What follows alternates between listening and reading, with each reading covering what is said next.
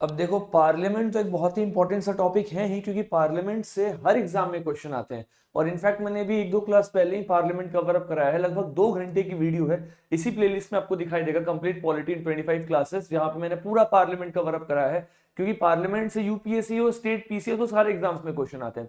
लेकिन उसी पार्लियामेंट का एक सबसे इंपॉर्टेंट सा पार्ट है, that is called the parliamentary committee. ये कुछ बहुत इंपॉर्टेंट से कमिटीज है पार्लियामेंट में, जहां के जिसके ऊपर में आपके एग्जाम्स में क्वेश्चन बहुत फैक्चुअल ग्राउंड्स पे पूछे जाते हैं। For example public account committee, for example estimate committee. तो आज के सेशन में मैं आपको बेसिकली बताऊंगा कमिटीज क्यों बनती हैं, क्या इसका काम है, कितनी कमिटीज है, और अपने एग्जाम के लिए कौन से इंपॉर्टेंट कमिटीज है, ताकि आप दुनिया भर की कमिटी रट्टा ना मारो। आप एग्जैक्टली वही देख करके जाओ जहां से क्वेश्चन आते हैं। जो 3-4 कमिटी पूछी जाती है वो ठीक से करके जाओ, ऐसे दुनिया भर की कमिटी देखने की आवश्यकता नहीं है। So hi everyone, my name is Rupesh, I am founder of power IAS, और आप मेरे साथ देख रहे हैं 25 days challenge of Indian polity, जहां 25 दिन में पूरी की पूरी पॉलिटी कवर अप करते हुए चल रहे हैं। और आज का हमारा टॉपिक है parliament committee. So let's get started with the class. सबसे पहले एज यूजुअल आपको एक क्वेश्चन दिख रहा होगा, स्टेट पीएससी का है, जम्मू एंड कश्मीर में अभी रिसेंट में 2025 में पूछा गया क्वेश्चन था। आप देख सकते हैं किस तरीके से पार्लियामेंट्री कमेटी के ऊपर में क्वेश्चन आते हैं। ठीक है, नेक्स्ट क्वेश्चन आप देख लो, ये क्वेश्चन एनडीए में पूछा हुआ है, कमीशन एग्जाम्स के क्वेश्चन है, राइट। आपके स्टेट पीएससी यूपीएससी के अलग अलग वर्टिकल में क्वेश्चन आते हैं। सीधा सीधा क्वेश्चन पूछ रहा है कि भाई इसमें से कौन सी कमेटी है जिसमें अपर हाउस के मेंबर नहीं है, यानी कि राज्यसभा के मेंबर नहीं है। अगर आपने पहले पढ़ा हुआ है आपको आंसर दिख जाएगा, नहीं पढ़ा है तो आपको आज की क्लास के बाद सारे आंसर्स याद रहेंगे। ठीक है, देखो पहले अपन स्टार्ट करते हैं कि पार्लियामेंट है क्या। बहुत बेसिक सा काम, मैं आपको ऑलरेडी पार्लियामेंट के बारे में बता चुका हूं, बट मैंने आपको बताया था कि पार्लियामेंट कहीं ना कहीं एक लॉ मेकिंग बॉडी है। क्या करता है सर पार्लियामेंट? आपके लिए कानून बनाता है। लॉ मेकिंग बॉडी है। लॉ मेकिंग मतलब क्या? कानून बनाना। यानी कि किसी भी टॉपिक के ऊपर में लेजिस्लेशन होता है, राज्यसभा लोकसभा में उसके ऊपर में डिस्कशंस होते हैं, डिबेट होते हैं, बिल पास किया जाता है, वो एक्ट बनता है। तो पूरा का पूरा पार्लियामेंट क्या है सर? आपका एक लेजिस्लेटिव ऑर्गेनाइजेशन के रूप में काम करता है। तो अगर एक लेजिस्लेटिव बॉडी है और कोई बिल के ऊपर में डिस्कशन करना है, लेकिन मेंबर्स उसको लेकर के सहमत नहीं है, या फिर उस पर्टिकुलर बिल को पास कर दिया गया, पैसा निकल गया, लेकिन हमें जानना है कि जो पैसा निकला वो कहां पे गया, कितना पैसा कहां गया, उसके लिए बेसिकली बहुत सारी आपको कमिटीज दिखाई देंगी, जिसको आज की हम क्लास में कवर अप करेंगे। क्योंकि जितनी भी कमिटीज होती हैं ये पार्लियामेंट के सिस्टम को और इफिशियंट बनाती हैं और बहुत ही एक्सपर्ट ड्रिवन होती है। मतलब अगर पार्लियामेंट में समझ जाओ एक पब्लिक अकाउंट कमेटी है ना, जो अकाउंट्स के बारे में बात कर रही है, तो वहां पे कहीं ना कहीं हम अकाउंट्स के एक्सपर्ट को भी होते हुए नजर आएंगे, राइट। तो कहीं ना कहीं एक्सपर्ट ड्रिवन होती है और कॉन्टिन्यूअस होती है, ये लगातार काम करते रहती है, सरकार आए जाए, बट कमिटीज का काम है सर वो लगातार रहेंगी। बेसिकली दो प्रकार की कमेटी होती है, आज मैं आपको बताऊंगा। एक होती है स्टैंडिंग कमेटी जो लंबे समय तक रहती है, और एक होती है एडहॉक कमेटी जो टेम्पररी टाइम के अकॉर्डिंग बनाई जाती है। ठीक है, तो कमिटीज क्यों बन रही है? ये कमिटीज का काम है अलग अलग इश्यूज पे डिस्कशन करना, है ना, जो भी लाइन बाय लाइन स्क्रूटनी हो सकता है, चीजों को देखना, जांचना, ये पता करना कि इसकी अकाउंटेबिलिटी सही हो रही है नहीं हो रही, ये सब आपकी कमिटीज का काम है ना। ये सारे के सारे पॉइंट आपको मेंस वाले पॉइंट दिखाई देंगे जो आपको एग्जाम्स में लिखने होंगे यूपीएससी या स्टेट पीएससी में। ठीक है, आप इसको रीड कर सकते हो।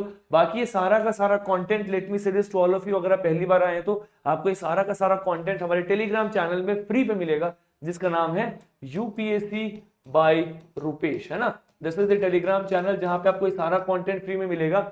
और अगर आप अभी तक नहीं गए, you should go and you should join the channel, right. बाकी मैंने कमेंट बॉक्स में उसको पिन कर दिया है। एनीवेज, तो पार्लियामेंट्री कमेटी क्या होती है? तो देखो 4 पैरामीटर्स होते हैं किसी भी कमेटी के। अब इससे एक क्वेश्चन लगता हुआ नजर आता है जहां पे बहुत सारे बच्चे गलती करते हैं। कमेटी के 4 पैरामीटर्स हैं। कौन कौन से पैरामीटर है? सबसे पहला एक कमेटी मतलब पार्लियामेंट्री कमेटी मतलब उसको, उसके जो मेंबर्स हैं उनको अपॉइंट या उनको इलेक्ट हाउस ने किया है, और उसको नॉमिनेट या तो उसके प्रिसाइडिंग ऑफिसर ने किया। यानी कि अगर आप देखो तो उस पर्टिकुलर कमेटी के चेयरपर्सन को कौन अपॉइंट कर रहा है? तो या तो उसको आपके लोकसभा के स्पीकर करेंगे, और राज्यसभा की कमेटी है तो राज्यसभा के चेयरमैन करेंगे। यानी कि जो प्रिसाइडिंग ऑफिसर होते हैं, जिनके पास में स्पेशल पावर होता है, कहीं ना कहीं ये इसके चेयरमैन को अपॉइंट करते हुए नजर आते हैं, राइट। इसके मेंबर्स को अपॉइंट करते हुए नजर आते हैं। That should be very clear to all of you. Next है sir, it works under the direction of speaker और चेयरपर्सन, क्योंकि स्पीकर और चेयरपर्सन डायरेक्टली और इनडायरेक्टली उस कमेटी की अध्यक्षता करते हैं। They are acting like a presiding officer of that committee, क्योंकि उन्हीं के हाउस की कमेटी है, वो कहीं ना कहीं उसको अध्यक्षता करते हुए नजर आते हैं, तो उनके अंदर में ये कमेटी काम करते हुए नजर आएगी। नेक्स्ट इंपॉर्टेंट सर, ये अपनी जो भी रिपोर्ट्स है, राइट, वो हाउस में स्पीकर और चेयरपर्सन साहब के सामने रखेगी। स्पीकर साहब के सामने लोकसभा वाली कमेटी अपनी रिपोर्ट रखेगी, चेयरमैन साहब के सामने राज्यसभा वाली कमेटी रखेगी, और अगर दोनों हाउसेस के मेंबर्स है तो दोनों हाउसेस में वो कमेटी अपने अपने रिपोर्ट्स को रखेंगे, उस पर डिस्कशन होगा। डेफिनेट सी बात है, ठीक है। और चौथा है सर, इन जो भी आपको यहाँ पे कमिटीज दिखाई दे रही हैं, इनका खुद का एक सेक्रेटेरिएट होना चाहिए, right. Has a secretariat provided by Lok Sabha और राज्यसभा। उस पर्टिकुलर कमेटी का खुद का क्या होना चाहिए, एक सेक्रेटेरिएट होना चाहिए। अगर ये 4 पैरामीटर्स को मीट कर रही है तभी जाकर के आप उनको बोलोगे कि सर ये एक पार्लियामेंट्री कमेटी है। क्या बोलोगे आप, sir this is a parliamentary committee. अगर सपोज करो वो इन 4 पैरामीटर्स को मीट नहीं कर रही है तो क्या वो पार्लियामेंट्री कमेटी कहलाएगी, नहीं कहलाएगी, not at all. I think this should be very clear to all of you. तो देखो यहाँ पे क्या दिया हुआ है, कंसल्टेटिव कमेटी, एक कमेटी इसका नाम है सर कंसल्टेटिव कमेटी। और इस पर्टिकुलर कमेटी के अंदर में आपको बहुत सारे मेंबर ऑफ पार्लियामेंट्स दिखाई देते हुए नजर आते हैं। और ये consultative committee they are actually not the parliamentary committee, इसको हम पार्लियामेंट्री कमेटी नहीं कहते। क्यों, क्योंकि इनका सेक्रेटेरिएट नहीं होता। देखो क्या लिखा हुआ है, they don't meet all the above condition. क्यों, क्योंकि सर इनके पास में इनकी खुद की सेक्रेटेरिएट नहीं होता है। दैट इज द रीजन आपको पता चलेगा जो भी कंसल्टेटिव कमेटी है किसी भी चीज को कंसल्ट करने के लिए उसमें भले मेंबर ऑफ पार्लियामेंट होंगे लेकिन सर वो आपकी पार्लियामेंट्री कमेटी नहीं कहलाएगी। तो एक क्वेश्चन तो यहीं पे बन सकता है, कंसल्टेटिव कमेटी क्या पार्लियामेंट्री कमेटी का पार्ट है, नहीं है, एज सिंपल एज दैट। ठीक है, नेक्स्ट आपको क्या दिखाई देगा सर, कॉन्स्टिट्यूशनल बेसिस। ये सब वही छोटे मोटे बात है, आपको पता होना चाहिए। संवैधानिक रूप से अगर आप देखोगे तो कहीं ना कहीं कॉन्स्टिट्यूशन इन कमिटीज के बारे में बहुत जगहों पे मेंशन करता है। अब सपोज करो हमें कहीं ना कहीं अकाउंट्स के बारे में डिस्कशन करना है, अकाउंट्स की जांच करना है, तो पब्लिक अकाउंट कमेटी का जिक्र कहीं ना कहीं संविधान में होगा ही होगा। तो कॉन्स्टिट्यूशन बेसिस तो उसका डेफिनेट सी बात है सर होता ही है ना। लेकिन कोई स्पेसिफिक प्रोविजन नहीं बताया गया होता है संविधान में कि कमेटी कैसे काम करेगी, इसके मेंबर्स कैसे आएंगे, उनके पास क्या पावर होगा, ये सब का सब कौन करता है। तो जो हाउस का रूल ऑफ प्रोसीजर है, मतलब उस हाउस का जो रूल ऑफ प्रोसीजर है, उस हाउस के काम करने का जो रूल है, जो नियम है, उस पर्टिकुलर नियम से पावर को ड्राइव करते हुए नजर आते हैं। ठीक है, so that is the reason why they are governed by the rule of procedure of each house, they are not governed by the constitution. Constitution उन कमिटीज का नाम के बारे में बताता है लेकिन कॉन्स्टिट्यूशन उसमें मेंशन नहीं करता है कि वो कैसे काम करेंगे। इनको गवर्न करते हैं सर रूल ऑफ प्रोसीजर, जो हर हाउसेस में आपको दिखाई देते हैं। नेक्स्ट आपको दो ब्रॉड टाइप्स दिखाई देंगे, मतलब दो प्रकार की आपको बेसिकली कमिटीज दिखाई देंगी। एक जो स्टैंडिंग कमिटीज होती हैं, मतलब जो परमानेंट कमेटी है, सरकार रहे ना रहे बट वो कमेटी परमानेंटली काम करेगी, जब भी उस पर कोई इशू आएगा उसके ऊपर में डिस्कशन करेगी। तो ये परमानेंट होती है, पीरियोडिक बेसिस पे इसके मेंबर्स चेंज होते हैं, इसके अध्यक्ष बनते हैं और ये कॉन्टिन्यूसली काम करती है। ऑन दी अदर हैंड आपको दिखाई देगा सर एडहोक कमेटी, मतलब ऐसी कमेटी जिसको बनाया ही गया है एक पर्टिकुलर मुद्दे को सल्टाने के लिए। वो एक पर्टिकुलर बिल आया पार्लियामेंट में, उस बिल के ऊपर में डिस्कशन हुआ और एक आउटकम नहीं आ रहा और उस प्रकार के बिल को डील करने के लिए पहले से कोई कमेटी नहीं है, तो एक एडहॉक कमेटी बैठा दी गई। चलो भैया एक कमेटी जांच करके बताएगी क्या होना है, जैसे फाइनल आएगा उसके ऊपर में हम डिस्कशन करेंगे। तो उसको हम बोलते हैं सर एडहॉक कमेटी या फिर टेम्पररी कमेटी। ये खत्म हो जाएगी जैसे ही इसका दिया हुआ टास्क कंप्लीट होता है। देखो क्या लिखा हुआ है, it ceases after the completing task assigned. जो भी इसको कार्य दिया गया वो कार्य इसने खत्म किया, कमेटी भी खत्म हो जाएगी। तो ये जो भी आपको दिखाई दे रहा है स्टैंडिंग या फिर ad hoc committee, they are the two different type of committees जो कि आपको यहाँ पे दिखाई देती हुई नजर आएगी। I think this should be again very clear to all of you. ठीक है, अब देखो स्टैंडिंग कमेटी से एग्जाम में बहुत बार क्वेश्चन आते हैं, स्टैंडिंग कमेटी हमें पढ़ना है और स्टैंडिंग कमेटी के 6 कैटेगरीज दिखाई देते हैं, है ना। यहां से आपका एग्जाम वाला टॉपिक स्टार्ट होता है। कौन कौन से, फाइनेंशियल कमेटी पैसे वाले इश्यूज को डील करेगा, डिपार्टमेंटल रिलेटेड कमेटी जो भी डिपार्टमेंट से संबंधित इशू है, या फिर इंक्वायरी करने वाली committee, committee to scrutinise and control, किसी भी चीज के ऊपर में स्क्रूटिनी करना हो, कंट्रोल करना उसकी कमेटी, या फिर business of the house committee, जो हाउस है वो काम कैसे कर रहा है, उसका बिजनेस कैसे चल रहा है उसको लेकर के कमेटी बैठी हुई है, या फिर हाउस कीपिंग या सर्विसेज वाली कमेटी। कहने का मतलब ये है कि बच्चे इन 6 के 6 कमिटीज, इन 6 अलग अलग प्रकार की कमिटीज को रटने लगते हैं, जबकि क्वेश्चन कभी भी इन कमिटीज के ऊपर में नहीं पूछा जाता है। क्वेश्चन कहां पे पूछा जाएगा, so question is basically asked from the financial committee, that is number 1, and number 2 is sir departmented relating committee, standing committee, जो अलग अलग डिपार्टमेंट की स्टैंडर्ड कमेटी है, स्टैंडिंग कमेटी है, जो परमानेंट कमेटी है, उनके ऊपर में क्वेश्चन पूछा जाएगा। ये दो बेसिकली आपको कमिटीज को ध्यान में रखना है। और जो सबसे पहली कमेटी है that is the financial committee, इसके 3 अलग अलग प्रकार आपको दिखाई दे रहे हैं। कौन कौन से हैं सर, पहला है आपका public account committee, this is number 1, दूसरा आपको दिखाई देगा estimate committee, this is number 2, तीसरा आपको दिखाई देगा committee on public undertaking, this is number 3। ये 3 कमिटीज को हमें अच्छे से कवर अप करना है, यहां से क्वेश्चन आने ही आने हैं। I think this should be clear to each and every one of you. हम एक एक करके आज इन कमिटीज को कवर अप करेंगे। बेसिकली ये 3 कमेटी और एक है आपका डिपार्टमेंटल रिलेटेड स्टैंडिंग कमेटी, जिसमें 24 अलग अलग कमिटीज है। हमें ये 4 कमिटीज के बारे में सीखना है। इसके बाद आपका डिपार्टमेंटल कमेटी, यानी कि आप ये समझ जाओ आपकी पार्लियामेंट्री कमिटीज कंप्लीट हो चुकी है। ठीक है, तो if we start with the ad hoc committee, सबसे पहले आपको दिखाई देगा सर एडहॉक कमेटी क्या होता है और एडहॉक कमेटी कितने प्रकार की होते हैं। So this should be very clear to all of you. Ad hoc committee का सबसे पहला आपको दिखाई देगा, it is called as the inquiry committee. है ना। मतलब एक ऐसी कमेटी जो इंक्वायरी करने के लिए बनाई गई है, जो टेम्पररी बेसिस पे बनाई गई, इसको हम क्या बोलते हैं, एडहॉक कमेटी बोलते हैं। कुछ भी बहुत ज्यादा नहीं है, इसको फटाफट फटाफट देखेंगे और आगे बढ़ेंगे, ठीक है। एडवाइजरी कमेटी, ऑब्वियस सी बात है सर, किसी पर्टिकुलर बिल के ऊपर में डिस्कशन हुआ है ना, जो मेंबर्स है वो एक आउटकम पे नहीं आ रहे हैं, एक्सपर्ट्स को कहीं फुल फ्लेजेडली समझ में नहीं आ रहा, तो आपसे एडवाइस मांग सकते हैं। अब एडवाइजरी कमेटी से आया हुआ जो एडवाइस है वो मैंडेटरी नहीं है, because that is advisory in nature, that should be very clear to all of you. कैसा है सर, ये एडवाइजरी है, right.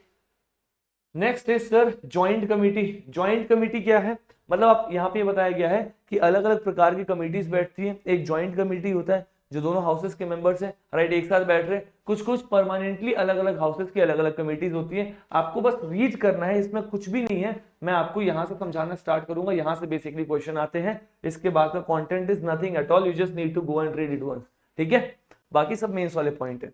Next comes is financial committee. अब देखो, फाइनेंशियल कमेटी तीन प्रकार की होती है, इसमें सबसे पहला कमेटी कौन सा है सर, पब्लिक अकाउंट कमेटी, है ना। अब इसका काम क्या है, तो it post audit of government expenditure, मतलब सरकार ने जो भी पैसे का एक्सपेंडिचर कर दिया, एक्सपेंडिचर करने के बाद में ऑडिट करने का काम किसका है सर, वो है आपका पब्लिक अकाउंट कमेटी। अब मैं आपको इसके फंक्शंस को और डिटेल में बताऊंगा, तो आपको पता चलेगा कि कैसे कैसे ऑडिट कर रही है। लेकिन इससे खुद के कुछ लिमिटेशंस भी होंगे, अपन लिमिटेशन भी पढ़ेंगे, क्योंकि हमें बैलेंस अप्रोच है ना, पॉजिटिव नेगेटिव दोनों पता होना चाहिए। तो लिमिटेशन आपको पता ही चल गया होगा सर। पोस्ट एक्सपेंडिचर, आपने एक्सपेंडिचर कर दिया, अब इसके बाद आप ऑडिट करके क्या ही कर लोगे, एक्सपेंडिचर के पहले पता होना चाहिए ना कि कहां पे क्या पैसा जाने वाला है, राइट। तो कहीं ना कहीं उसका लिमिटेशन भी इसी में दिखाई देगा, मैं आपको डिटेल में पढ़ाऊंगा अभी, ठीक है। Next estimate committee. अब आपको नाम से ही पता चल रहा है क्या काम है सर इसका, एस्टिमेशन, है ना, कहां पे कितना पैसा लगाना है, इसका प्रॉपर एस्टिमेट तैयार करना, पैसे को किस तरीके से निकालना है, ये जितने भी इससे संबंधित इश्यूज है वो कौन देखेगा, आपका एस्टिमेट कमेटी। यानी कि इकोनॉमी के टर्म्स में, इफिशिएंसी के टर्म्स में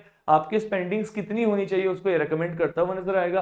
प्लस ये रिफॉर्म्स भी बताएगा कि ऑर्गेनाइजेशन में अपने को किस प्रकार के रिफॉर्म्स की आवश्यकता है, ये इसका काम है। नेक्स्ट आपको दिखाई देगा sir committee on public undertaking, है ना। कमिटी ऑन पब्लिक अंडरटेकिंग मतलब क्या है सर, ये ऐसी कमिटी है जो बड़ी बड़ी पब्लिक अंडरटेकिंग जो कंपनीज दिखाई देंगी उसके रिपोर्ट को स्क्रूटिनाइज करना और पढ़ना इनका काम होता है, ठीक है।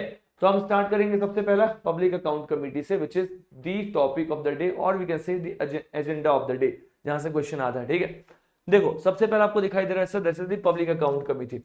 कब स्टार्ट हुआ, तो ये फैक्चुअल है, सब कुछ फैक्चुअल है, बट क्वेश्चन यहीं से लगेंगे सर। 1921 में इसको स्टार्ट हुआ था। Basically government of India act 1919 पास हुआ था ब्रिटिशर्स के टाइम पीरियड में। तीन मुख्यतः इंपॉर्टेंट एक्ट थे, 1909, 1919 एंड 1935, जहां से आपके एग्जाम में क्वेश्चन आता है।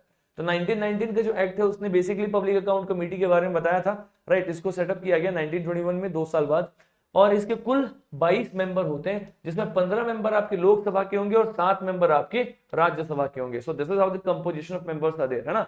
15 प्लस 7 22 मेंबर आपको बेसिकली इस हाउस में दिखाई देंगे। इलेक्शन की अगर हम बात करें तो सर एनुअल इलेक्शन होता है। और अगर मैं आपको टेन्योर की बात करूं कि टर्म क्या है, तो याद रखना 1 साल का टर्म है, राइट। हर साल आपको एनुअल इलेक्शन होते हुए नजर आएगा, इसके जो मेंबर्स है वो आपको बदलेंगे।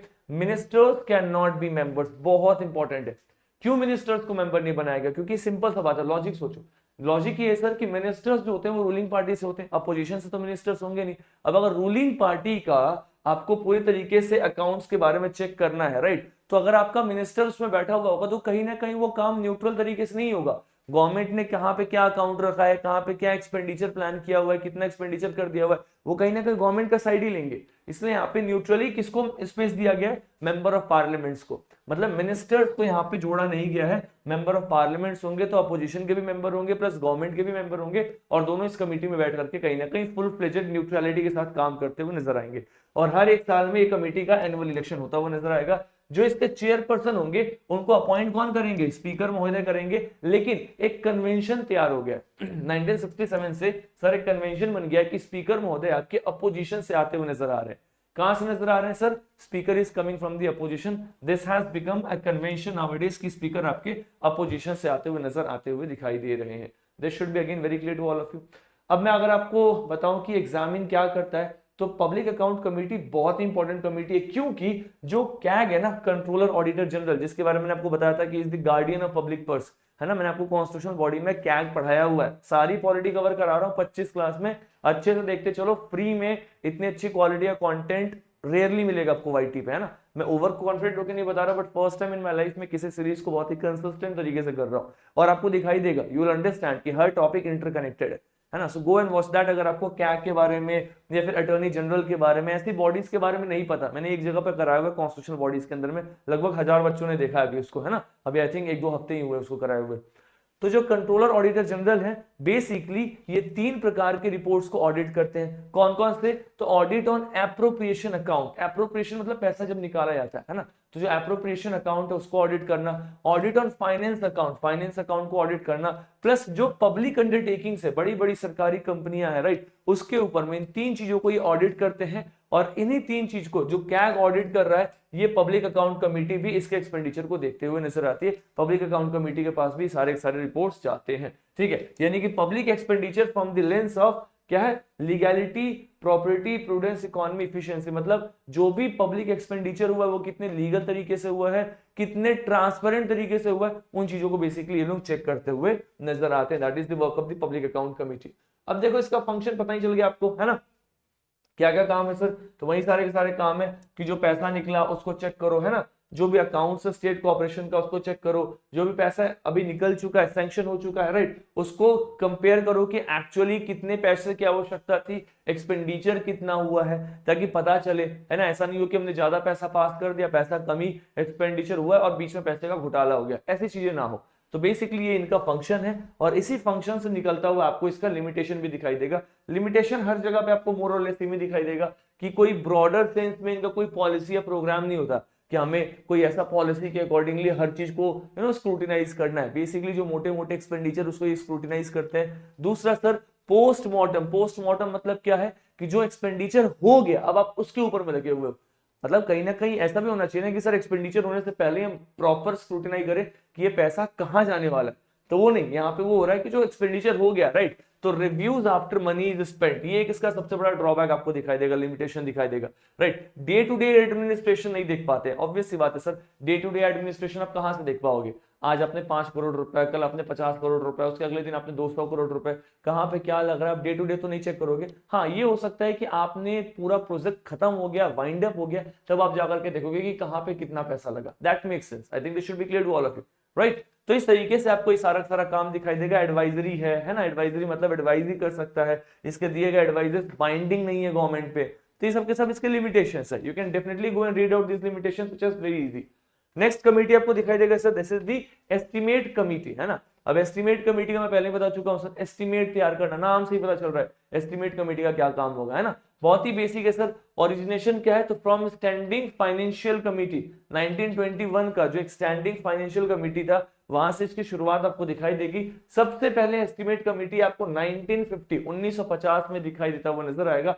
बेसिकली उस वक्त में आपके ये जो जॉन मिथाई थे ना, ये फाइनेंस मिनिस्टर थे और इन्होंने ही रिकमेंडेशन दिया था कि हमें कहीं ना कहीं एस्टिमेट कमेटी नाम की कमेटी को बनाना चाहिए। So it was based on the recommendation given by the finance minister who was the John Mathai. Members की अगर हम बात करें तो सर 30 लोग आपको इसमें दिखाई देंगे, जिसमें से लोकसभा के 30 के 30 मेंबर हैं। राज्यसभा हैज नो मेंबर, इसको हमेशा याद रखना। क्या इसमें राज्यसभा में मेंबर है? नहीं sir, Rajya Sabha has no member, all the members are from the Lok Sabha, as simple as that. Election की बात करूं मैं तो एनुअल इलेक्शन है, 1 साल का है और ऑब्वियस सी बात है सर, इसमें भी ministers they can not be member. क्यों मिनिस्टर्स को इंक्लूड नहीं किया जा रहा? क्योंकि सर मिनिस्टर्स गवर्नमेंट के होते हैं रिप्रेजेंटेटिव। अगर आपने उनको मेंबर बना दिया तो कहीं ना कहीं वो सरकार के पक्ष में होकर के चीजों को स्क्रूटिनाइज करेंगे, तो वो एक न्यूट्रल ग्राउंड पे रिपोर्ट नहीं आएगा। तो हमें कहीं ना कहीं न्यूट्रलिटी को मेंटेन करना है, तो मिनिस्टर्स को हमने स्पेस नहीं दिया हुआ है। चेयरपर्सन की बात करें, ऑब्वियसली बात है सर, स्पीकर महोदय चेयरपर्सन बैठाते हैं और ये जनरली कहां से होता है? रूलिंग पार्टी से। क्या ये संविधान में लिखा हुआ है? नहीं लिखा हुआ है। क्या ये रूल्स ऑफ बुक में लिखा हुआ है? नहीं लिखा हुआ है। ये कैसे पता चला? सर एक तरीके से पार्लियामेंट का कन्वेंशन है ये। क्या है ये? This is the parliamentary convention. हाँ, एक तरीके से अपना कन्वेंशन के रूप में चलता हुआ आ रहा है कि हाँ जी भैया, जो रूलिंग पार्टी के मेंबर होंगे अपन उन्हीं को यहाँ पे अपॉइंट करते हुए नजर आएंगे। So it is coming as a parliamentary convention. This should be again very clear to each and every one of you, ठीक है। चलो नेक्स्ट आपको दिखाई देगा, next thing is sir estimate committee. Next आपको एस्टिमेट कमिटी का काम क्या है? तो वर्किंग पैटर्न है, it can examine estimate throughout the financial year. पूरे फाइनेंशियल ईयर में जो भी एस्टिमेट है उसको एग्जामिन करने का काम कहीं ना कहीं आपके एस्टिमेट कमिटी का पास है। Plus not required to cover entire estimate in a year. पूरे साल का एस्टिमेट को कवर करने की आवश्यकता नहीं है, राइट। ये अलग अलग मिनिस्ट्रीज और डिपार्टमेंट्स के एस्टिमेट्स को देखते हैं। ऑब्वियस सी बात है सर, आप पूरे साल में सरकार ने कहा कितना खर्च किया ये एस्टिमेट करते रहोगे तब तो आपके एस्टिमेट कमेटी में दुनिया भर के लोग लग जाएंगे और वो भी नहीं हो पाएगा, क्योंकि अल्टीमेटली गवर्नमेंट के एक्सपेंडिचर एक ब्रॉडर सेंस में होते हैं। लेकिन हाँ, आपको लग रहा है कि मुझे इस पर्टिकुलर कमेटी का, इस पर्टिकुलर डिपार्टमेंट का, इस पर्टिकुलर मंत्रालय का मुझे एस्टिमेट चेक करना है, तो उसके लिए कमेटी कार्य करते हैं, that is fine for their. Limitation आपको पता ही है सर, ये बजट को एग्जामिन करते हैं पार्लियामेंट के वोट होने के बाद में, है ना, मतलब ऑब्वियस सी बात है, पार्लियामेंट में पैसा पास हो गया, फिर आप बजट को एग्जामिन कर रहे हो कि बजट कैसा था, क्या था, है ना। आप क्वेश्चन नहीं कर सकते कि पार्लियामेंट ने कैसी पॉलिसी बनाई है, क्योंकि पैसा निकालने के लिए सबसे ज्यादा पावर पार्लियामेंट में लोकसभा के पास है, राज्यसभा के पास में पावर नहीं है। लोकसभा ही मतलब वोट करता है तो पैसा निकलता है कॉन्सुलेट फंड ऑफ इंडिया से, मतलब सरकार पैसा निकालती है। तो सरकार ने कहां पे कितना पैसा निकालना है इसके ऊपर में आप डिस्कशन नहीं कर सकते, जो गवर्नमेंट ने डिसाइड किया वही आप करोगे। ये भी एडवाइजरी है, बाइंडिंग नहीं है, यही सब आपको इसके भी लिमिटेशन दिखाई देंगे। ये सब मेंस वाले पॉइंट है that you can basically use. बाकी जो क्वेश्चन आएंगे आपको, क्योंकि इस टॉपिक से बेसिकली प्रीलिम्स टाइप के क्वेश्चन ज्यादा आते हैं, फैक्चुअल ज्यादा आते हैं, तो पूछते हैं कि कितने मेंबर्स हैं, कितने मेंबर लोकसभा के हैं, कितने मेंबर राज्यसभा के हैं, कौन सी कमेटी है जिसके कोई भी मेंबर राज्यसभा के नहीं है, ऐसे क्वेश्चन बेसिकली आपको दिखाई देंगे। ठीक है, so this should be very clear to all of you. बाकी मैंने आपको इसके मेंबर्स के बारे में बताया था कि याद रखेंगे आप लोग, ये एक ऐसी कमेटी है जिसके सारे के सारे मेंबर लोकसभा के, राज्यसभा का कोई मेंबर नहीं है, एस्टिमेट कमेटी नाम है। क्वेश्चन अभी आपने स्टार्टिंग में ही दिखा हुआ था, आई थिंक क्वेश्चन नंबर 2 था, जिसमें पूछा गया था कि कौन सी ऐसी कमेटी है जिसमें राज्यसभा का कोई मेंबर नहीं है, the answer will be estimate committee. और ऐसे क्वेश्चंस काफी बार स्टेट पीएससी में भी पूछे गए। ठीक है, चलो भैया, तीसरी कमेटी जो आपके सामने दिखाई देगी that is the committee on public undertaking, है ना। पब्लिक अंडरटेकिंग के बारे में पता ही है, जो सरकारी कंपनी है पब्लिक अंडरटेकिंग से उसकी कमेटी। तो इसको क्रिएट किया गया था सर 1964 में, 1964 में, और किसके रिकमेंडेशन पे, तो on the recommendation of Krishna Menon committee. किसके रिकमेंडेशन पे, तो सर कृष्ण मेनन कमेटी के रिकमेंडेशन पे इसको क्रिएट किया गया। आप देखो तो इनिशियल मेंबरशिप में इसमें कितने मेंबर्स थे, देवर 15 मेंबर्स, 15 मेंबर्स आपको दिखाई देंगे, जिसमें से 10 लोकसभा के और 5 राज्यसभा के मेंबर दिखाई देंगे। यानी कि इस पर्टिकुलर कमेटी में कितने सदस्य हैं सर, 15 सदस्य हैं, जिसमें से आपको 15 में से 10 लोकसभा और 5 राज्यसभा दिखाई देंगे। अच्छा, 1974 से आपको पता चलेगा सर इसमें 22 मेंबर्स है, दैट 22 मेंबर्स, जिसमें से 15 लोकसभा के और 7 आपको राज्यसभा के दिखाई देंगे। पहले इसमें 15 थे, अब इसमें 22 हो चुके हैं। एग्जैक्टली वैसे ही जैसे हमने पहली वाली कमेटी के बारे में देखा था ना, पब्लिक अकाउंट कमेटी, उसमें भी 22 मेंबर है, 15 लोकसभा और 7 Rajya Sabha. Exactly public undertaking committee के भी कंपोजिशन सेम ही आपको नजर आते हुए दिखाई देंगे। ठीक है, जो मेंबर्स है वो एनुअली इलेक्ट होंगे, वो भी सिंगल ट्रांसफरेबल वोट के द्वारा। टर्म है सर इनका 1 साल के टेन्योर के लिए आते हैं, और जो मिनिस्टर्स है वो भी इसमें एलिजिबल नहीं है। ऑब्वियस सी बात है सर। अब देखो तीनों कमिटीज को याद करना कितना आसान है ना। हर साल इनका इलेक्शन हो रहा है ना। मिनिस्टर्स तीनों में एलिजिबल नहीं है, कहीं ना कहीं जो स्पीकर है राइट, वो कहीं ना कहीं मेंबर्स को अपॉइंट कर रहे हैं, जो मतलब चेयरमैन है, स्पीकर जो भी कहो, जो इनके अध्यक्ष है वो अपॉइंट करते हुए नजर आ रहे हैं, है ना। फंक्शन आपको पता ही है सर, क्या है फंक्शन, जो भी पब्लिक अंडरटेकिंग्स है उनका जो भी रिपोर्ट है, जो भी उनका अकाउंट है, उसको एग्जामिन करना, देखना, पता लगाना कि सही तरीके से पैसा खर्च हो रहा है नहीं हो रहा है, इन सभी चीजों का जांच करना। एग्जामिन और क्या कर रहे हैं, तो कैग, कंट्रोलर ऑडिटर जनरल, है ना, जो बेसिकली क्या करता है, पूरे के पूरे ऑडिट करता है अलग अलग डिपार्टमेंट्स को, उसके रिपोर्ट को एग्जामिन करना इनका काम है ना। जो अलग अलग आपने ऑटोनॉमी और एफिशिएंसी दिया हुआ है उस चीज को चेक करना, मतलब पूरा पूरा आपका काम क्या है सर, पब्लिक अंडरटेकिंग की जांच करना कि भाई साहब जो सरकारी कंपनियां हैं, जो पैसा लग रहा है, जा रहा है, वो सही तरीके से हो रहा है नहीं हो रहा, वो कमेटी ऑन पब्लिक अंडरटेकिंग का काम है। तो लिमिटेशंस भी इसी से संबंधित है। क्या लिमिटेशन है सर, मेजर गवर्नमेंट पॉलिसीज, है ना। ये जो कमेटी है ये सरकार की पॉलिसीज का मेजर एग्जामिन नहीं कर पाती है, डे टू डे एडमिनिस्ट्रेशन नहीं देख पाती है ना। प्लस ये जो भी ऐसे इश्यूज है, जो स्पेशल स्टैट्यू बॉडीज है, उनके इश्यूज को नहीं देख पाती है। मतलब बेसिकली एक कमेटी अपॉइंट किया गया है, लेकिन गवर्नमेंट वाली चीजों में ज्यादा इसका इंटरवेंशन नहीं हो पाता है। ठीक है, अदर लिमिटेशंस आपको और भी लिमिटेशंस यहाँ पे दिखाई देंगे कि 10 से 12 अंडरटेकिंग को ये जांच कर पाती है, मतलब साल भर में 10 से 12 अंडरटेकिंग ही देख पाते हैं। Plus postmortem nature of work, मतलब एक बार काम हो गया तो आप जांच कर रहे हो, है ना। ये इन सब चीजों में आपका इंक्लिनेशन ज्यादा है। एक होता है कि सर आपने जांच करने से पहले ही चेक किया, वो आप नहीं कर पा रहे। प्लस सर इनके जो एडवाइस है वो क्या है, बाइंडिंग नहीं है, एडवाइजरी इन नेचर है। So these are the limitations. Limitations भी मोर और लेस सबको सबके सेम दिखाई देंगे। तो इस तरीके से हमने सर 3 इंपॉर्टेंट कमिटीज के बारे में कवर अप किया। Now the fourth committee which is the most important is the departmental related standing committee, है ना। बेसिकली 24 अलग अलग कमिटीज बनाई गई हैं अलग अलग डिपार्टमेंट्स के हिसाब से, जो उन पर्टिकुलर इंपॉर्टेंट डिपार्टमेंट से संबंधित इश्यूज को मेजर करने के लिए, जांच स्क्रूटनाइज करने के लिए बनाई जाती है। इनका नाम है sir departmental related standing committee. Department की क्या है, ये स्टैंडिंग कमिटीज है, ठीक है। तो इनको सेटअप किया गया था sir in the year of 1993। कब सेटअप होते हैं? So they were set up in the year of 1993। Basically Lok Sabha rules committee के रिकमेंडेशन पे इनको सेटअप किया गया था।